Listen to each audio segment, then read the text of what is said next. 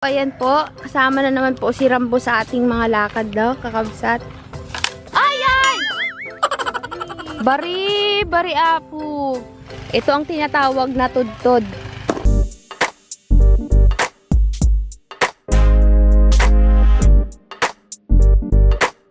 Tignan nyo guys, naka-couple shirt pa sila, parehas na blue.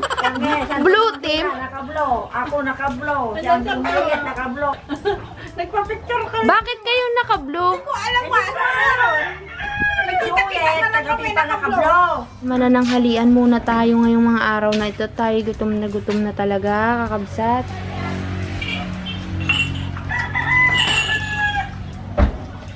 A few inches later.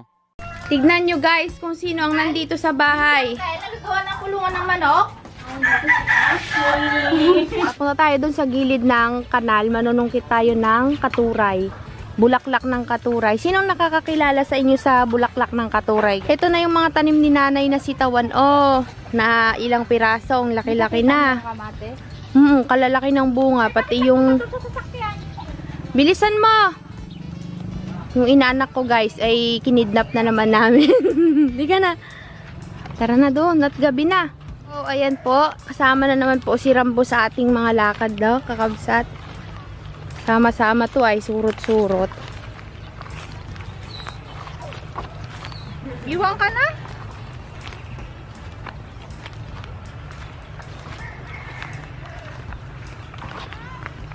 Andun yata yung katurayan. Hanapin na lang natin. Eto na yung maisan ni Uncle Oyet. Sinunog niya na. Oh. Mang, kailan sinunog ni Uncle ito? Dahil magtugtog tayo eh. Bukas ng maga. Ala, yung chinilas niya. Uling-uling na yan mamaya. Ayun oh, nakatudtod pa si nanay guys. Lagay mo sa batya ding.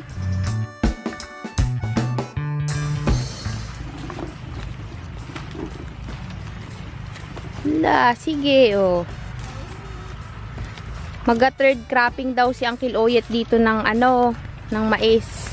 Ulit, magatanim ulit siya ng mais. Doon ka na sa tambak magdaan. Madumihan yung sinilas mo, oh.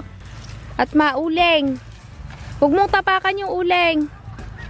Dito ka magdaan. Oh, yun, doon. Oh. Sundan mo ako. May nakuha na naman si nanay. Nakatudtod siya. Masarap itong katuray guys. Ilaga lang siya. Tapos isawsaw mo sa bagoong. Kasarap. Dun so oh. Ayun oh. Madilim na guys. Itong kanal na to dati. Ang lalim-lalim ng tubig dito galing sa ilog. Dito kami naliligo noon. Hinahabol kami ng uncle namin ng pamalo.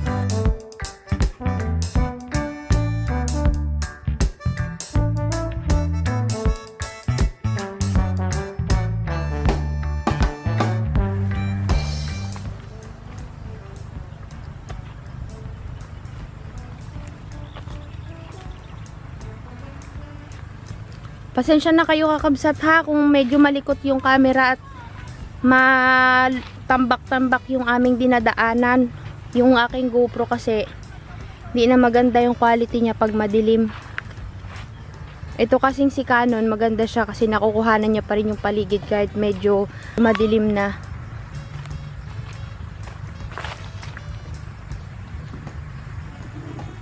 Bari, bari apo. Saan ma? Ayan pala ay mababa lang. Hatid na kita kay Lola Mile. Ang ganda ng aking inaanak. Hawakan mo ito. Yan. Diyan ka lang, hawag ka magasunod dito sa amin. Hala, kakabsat. Oh, tignan ninyo yung mga bulaklak ng katuray. Ay, nako, kaganda. Oh.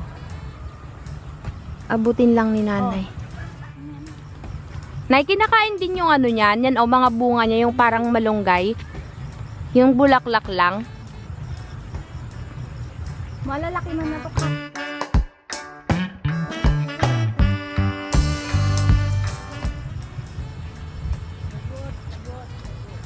Lagot kayo, pinutol nyo na ma.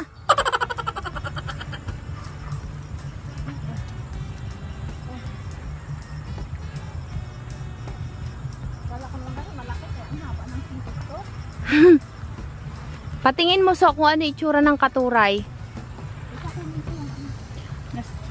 Ganito yung bulaklak ng katuray, kakabsat. Kumakain din ba kayo ng ganito? Ilalaga lang yan, tapos isasawsaw sa bagoong.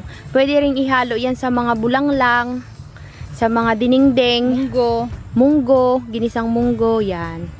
Shop to guys, shop. Ito pa sis, oh. Naku, matinag tayo dito, Neo. Gananad kayo, tamatinag kayo, tanay. Ata. Ni, maputad. Huwag niyong ganyanin yung sanga. Magalit yung mayari. Ding, ito oh, kadami oh. Nay, wait lang, Nay. Baka masundot yung mata namin dito. Ay! Bari apo.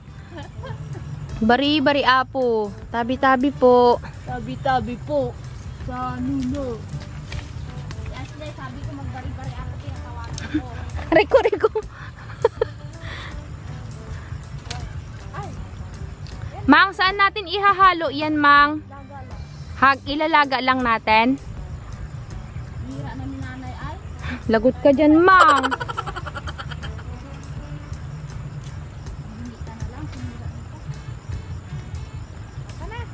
Yan lang. Kapatay mo yung budget, oh.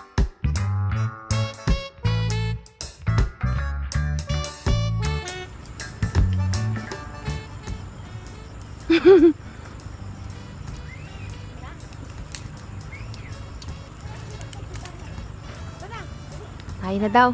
Tama na daw yun. Kamate, bukas na uli yan. Nay, masira yung dahon, Nay. Magalit si Auntie Maricel. Yun, magtudtod naman daw tayo ng mais ngayon, kakabsat. Ito, papunta to sa bahay nila Auntie Pime. Bari apo.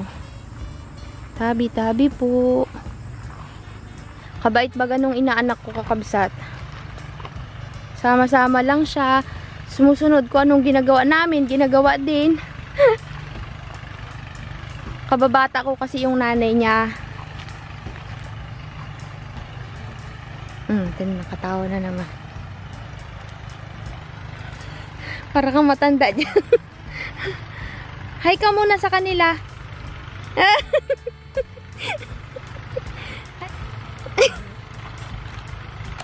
Higa na nga, niluloko mo naman ako eh. Yan oh, nasunog na siya. Pagka ganito, ay, wala na siya. Wala ka nang mapapakinabangan. Pwede pagkain ng manok. Pero ano to, yung parang panat na kipis. Huwag kang magtakbo-takbo, baka masundot ka. Oh, may mga matutulis na puno ng mais. Ito ang tinatawag na tudtod. Nagtudtod ng mais. Yung ano baga, kakabsat, after maani yung maisan, maghahanap ka ng mga tira-tira. Kasi sayang, nadaganan na so yung mga bulaklak, so hindi na maganda yan mamaya. Ang ganda pa yan. Ang ganda mo.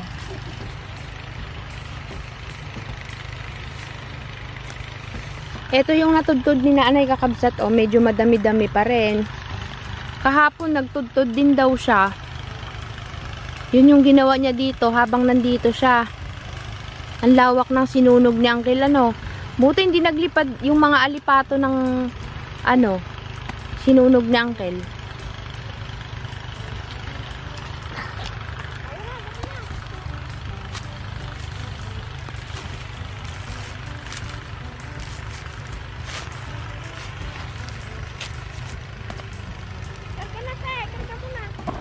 O, madaganan yung bulaklak ng katuray. Sige, pwede yan. Ah, kunin mo. Ba, kasi pag naman aroy. Ikaw, Tita Joy, ha, kamo. Niluloko mo ako. Sino katabi matulog mo, Ashley? Guys, nakapulot si sis. Ang daming naiwan.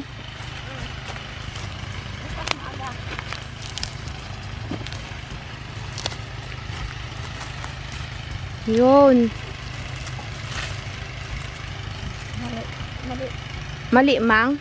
Ah, panat, walang laman.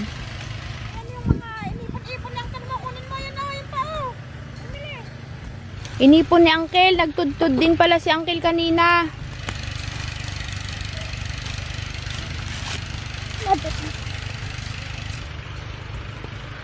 Ako ay isang model. Terenetetet. Napapasayaw na siya. 1, 2, 3, go! Paparampam-pam, paparaparampam, papampam, paparaparampam. Tara na, gabi na! Uwi na tayo guys at talagang sadyang madilim na po. At baka tayo makatapak ng ahas.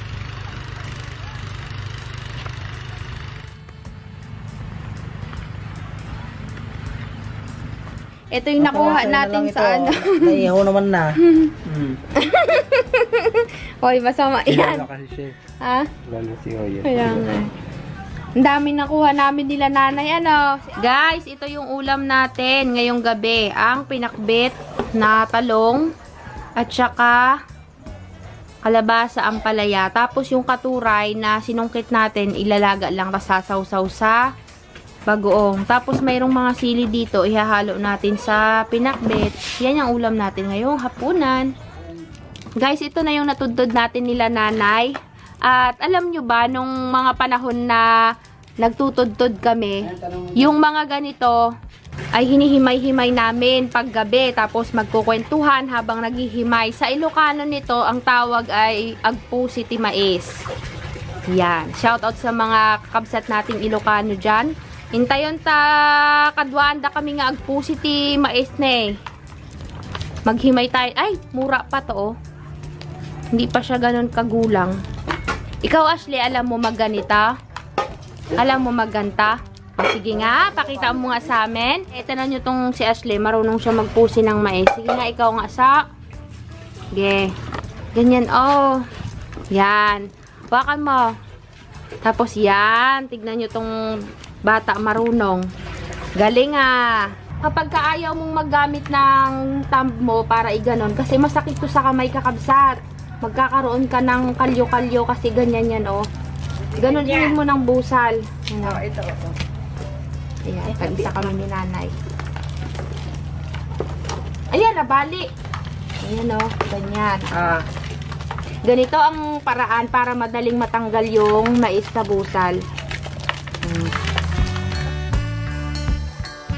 Kasi pag ginanito mo yan, matagal, masakit dito, oh. Yan lang. Oh, tignan mo. Ganito agad. Wala na. Naku, di baka malagyan ng ano yung lens, oh. May kwan kasi yan, gilik, makate. Yan. Na, Joy. At ano, kunin natin yung kutsilyo sa loob, anak. Maghimay tayo ng... Ala, kagaling niya, oh. Kadami niya nang napusi, oh. Niluloko kasi ng ninong niya. Nay, nagbili baga kami ng gamit ng baby. Dahil dun sa Turawan, meron kaming ano, bagong dalawang panganak na buntes. Para daw may remembrance daw yung mga mangyan sa akin. Inaanak mo na yun. Romalyn daw ang ipapangalan. Kasi ipaparehistro nila yung baby. Gagaling ni Ashley ah. Aba, natapos niya ang isang busal. Galing ah. Very good ah. Guys, naghihimay kami ng pangpakbet. Naghihimay talaga. Bakit? Gawa kami ng ulam. Panghapunan.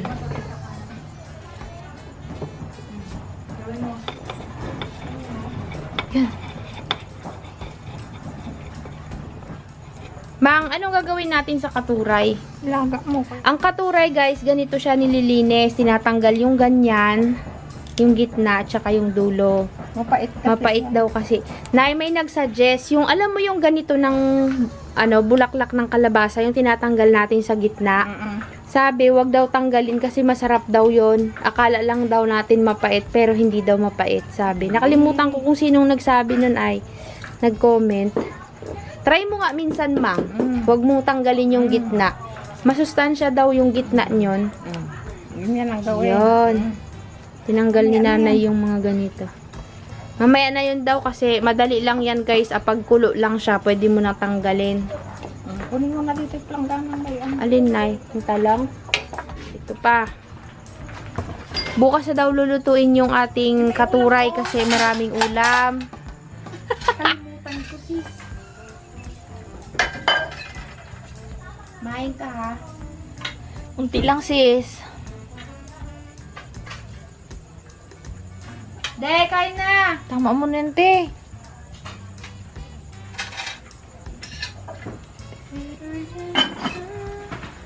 Karning manok ko, kasarap ko. Sana pa yan. Kumain ka ng gulay ha, papaya. Ay, ay! Bukas lang pa lang. Anak! Sige. Kakain ka. Saka dun. Yan, very good. Ay, kalayo.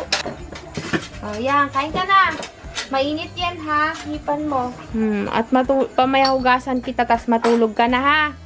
Sino katabi mo matulog? Sino daw katabi mo matulog?